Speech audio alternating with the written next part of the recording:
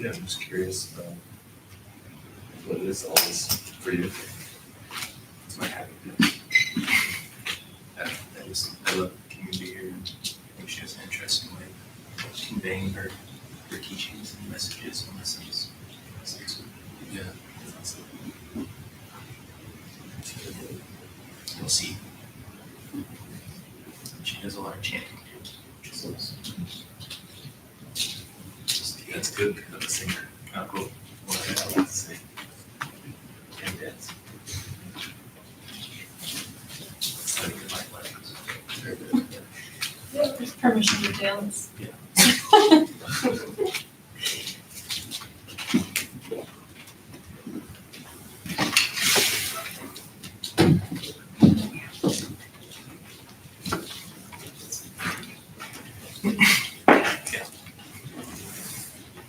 It's a chocolate and peanut butter. Can't go wrong with that. So we've lost our mandala. I just noticed that. I don't know, they say that within a month, something will take its place, but I didn't know it was on loan by the artist. Maybe he sold it. Somebody came yesterday.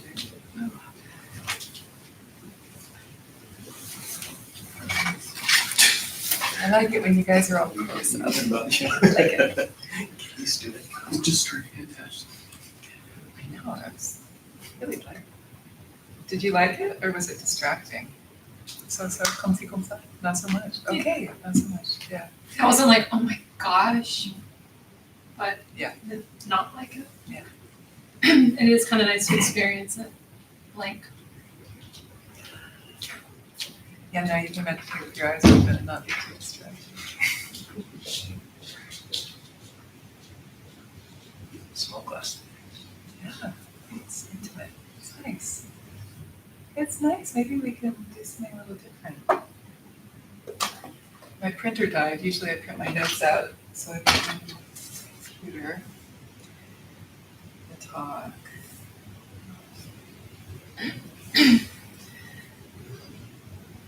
How are you guys doing though? First before we start. Good? Hey. Hey. Oh my god.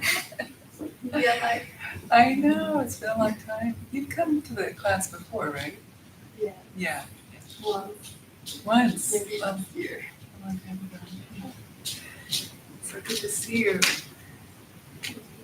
Yeah, I think. Yeah. Yeah, it's very intimate tonight.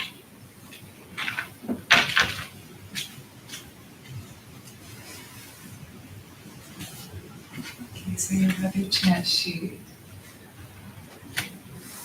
So with any practice, it's there's a very simple structure around meditation. I had it turned on, but are we streaming? Okay, I'm not even gonna need this. You can take it off. No, I can't take it off.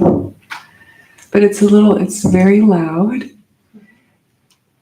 So if we could turn the volume down. But I need it for the YouTube stream, so. Testing, hi everybody.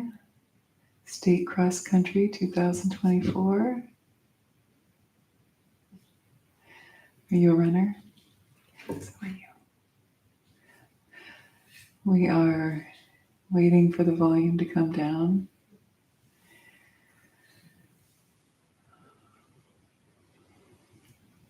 Testing, testing. Om mani padme hum, Om mani padme hum, Om mani padme hum, Om mani padme hum.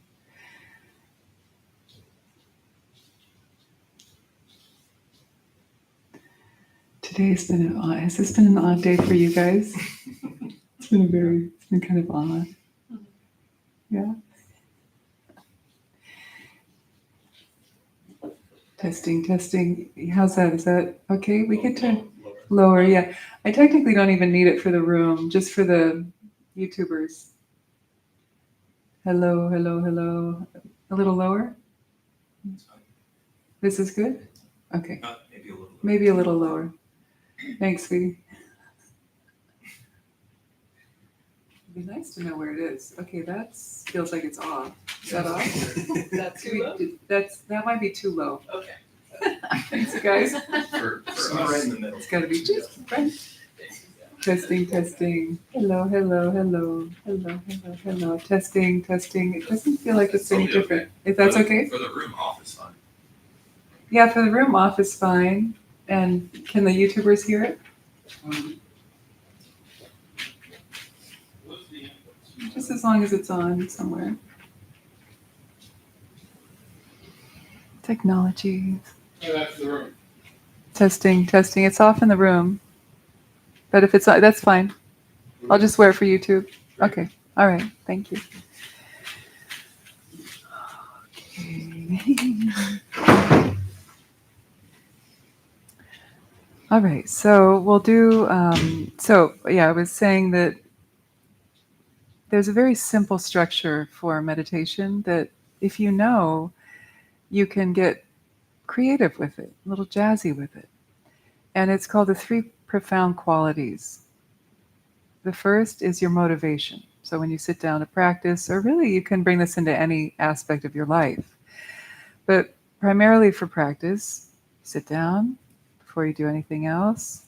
Sure, you can do some breathing exercises or something to help you ground, but before the formal meditation practice, we arouse our motivation. What is our motivation for practice, for our life? And in the context of Buddhism, especially the lineages and the traditions I'm coming from, we arouse our bodhicitta, which means our spirit of awakening, this breath of fresh air that uplifts us and helps us set our course for our life, like having a ballast on a ship. So bodhicitta can and should be infused with your own personal aspiration, but it becomes a depth, a true bodhicitta when it is married with this aspiration to practice and wake up for the benefit of everyone, ourselves and all beings. So that's the first step, is your motivation. What is your motivation for practice? So clarifying that every time you sit down. Every time. And eventually we're always in bodhicitta. You don't have to refresh it because it's always there. So that's the first of the 3 profound qualities. The second is sustain mindfulness throughout the practice. So this is like this meditation sandwich. You'll have the beginning and the end. In the middle, you have the main course, so to speak. And so whatever you're doing, whether it's shamatha, vipassana, nature of mind, mantra, deity yoga, anything, sustain it, practice with mindfulness as much as possible. And also the awareness of the 3 empty qualities, or the 3, what's called the 3 empty places. It's not really a great translation. 3-fold emptiness is another way of saying it. So you've got mindfulness, and then you're also resting in a state of not reifying anything.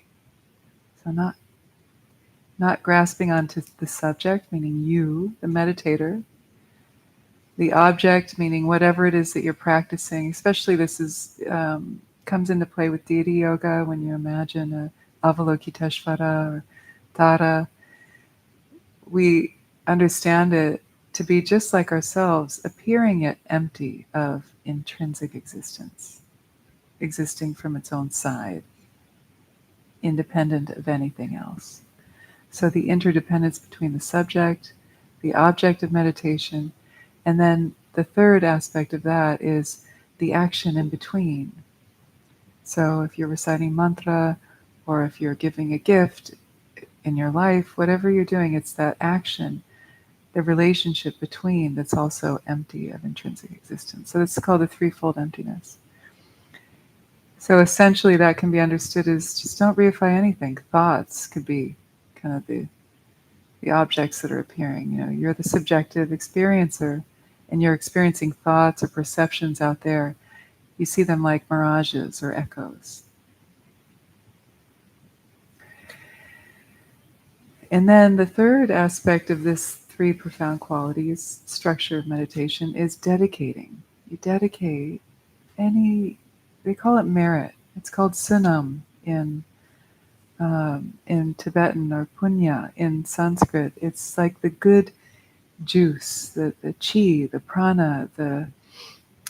My teacher Lama Tsultrim describes it like this sort of this good feeling you get, like, when you plug in an iPhone and it goes like that. It's like merit is like that. You get kind of juiced up, charging your battery, and it's like filling up your gas tank for the road trip to enlightenment. You can't go on an empty gas tank. So through practice and positive virtuous actions in the world, generosity, patience, compassion, all of these things, we're what they say, accumulating positive merit for our trip, so we can have some juice to get there. So dedicating the merit of your practice makes it limitless. They say if you forget to dedicate it, it could putter out pretty fast. But when you dedicate it, it becomes vast as the sky. It's very interesting. So we'll do that tonight in our practice. And I've been doing this every class. I just don't always explicitly explain that.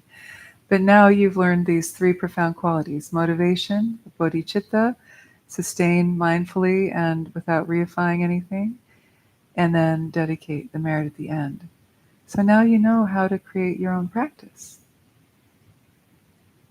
And you feel like you have a container, that it's not just sort of vague. Like, oh, I'm just going to sit and watch my breath for a while. It's kind of shapeless. This gives it architecture. It gives your practice architecture, which feels good. All right, any questions about that? Yeah, okay. So, what do you want to chant tonight?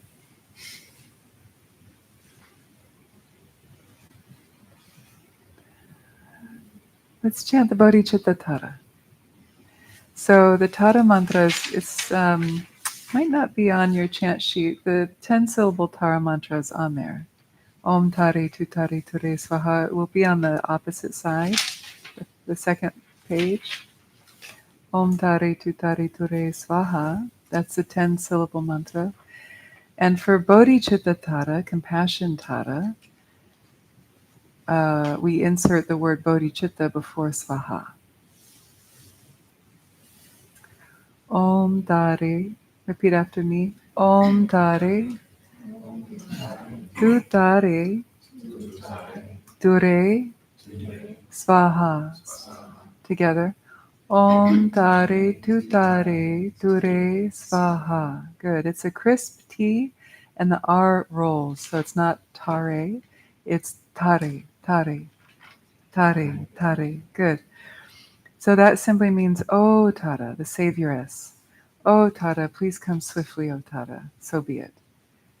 And so with this mantra, we'll insert the bodhicitta. So it goes, Om Tare, Tu Tare, Ture, Bodhicitta, Swaha. Repeat after me. Om Tare, Tu Tare, Ture, Bodhicitta, Swaha. So the first of the 21 taras is red in color. She's semi-fierce, so she smiles with her fangs. She's like a wild dakini. Yeah, just like that. Let's try it. It's kind of hard to do what she's doing. But her fangs, she's barring her fangs? Barring her fangs? Is it bearing? Bearing, yeah. And so he's my word teacher. No, he's fact checker.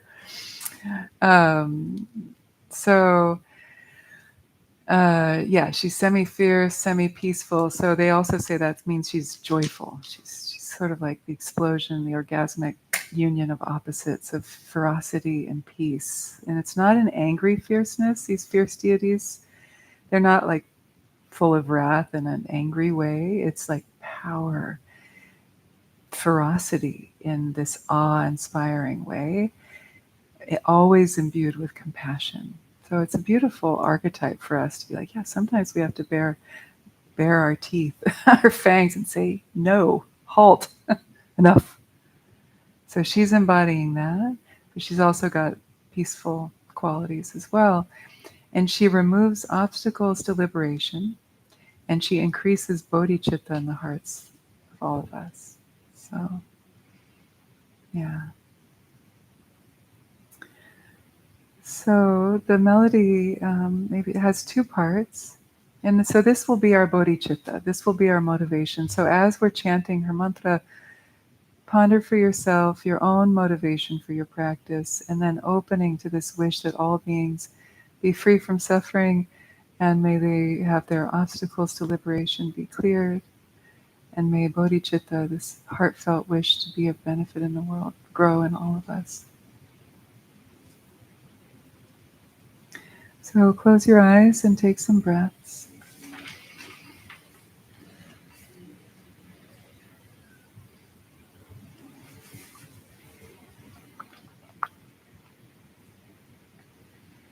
Feel the breath descend down into the belly and let yourself arrive here, rooting into the sits bones, feeling the ground beneath you supporting you.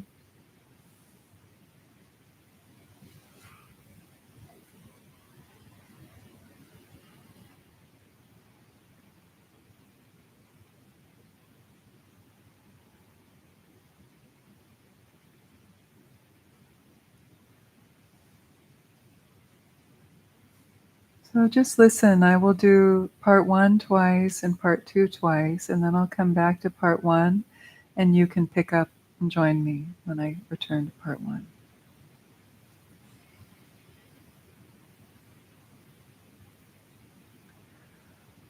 Om Tare Tu Re Bodhi Chitta Svaha.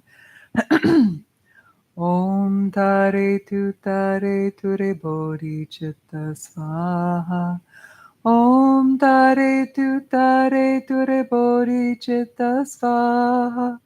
Om Tare Tu Re Bodhi Chitta Svaha. Om Tare Tu not yet, Re Bodhi Chitta Svaha. Om Tare Tu Re Bodhi Chitta Svaha. Om Tare Tu Re Bodhi Chitta Svaha. Om Tare Tu Re Bodhi Chitta Svaha. Now together. Om Tare Tu Re Bodhi Chitta Svaha. Om Tare Tu Re Bodhi Chitta Svaha. Om Tare Tu Re Bodhi Chitta Svaha. Om Tare Tu Re Bodhi Chitta Svaha. Om Tare Tu Re Bodhi Chitta Svaha. Om Tare Tu Re Bodhi Chitta Svaha. Om Tare Tu Re Bodhi Chitta Svaha. Om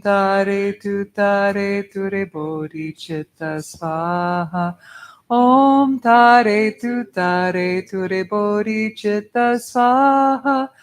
Om Tare Tu Re Bodhi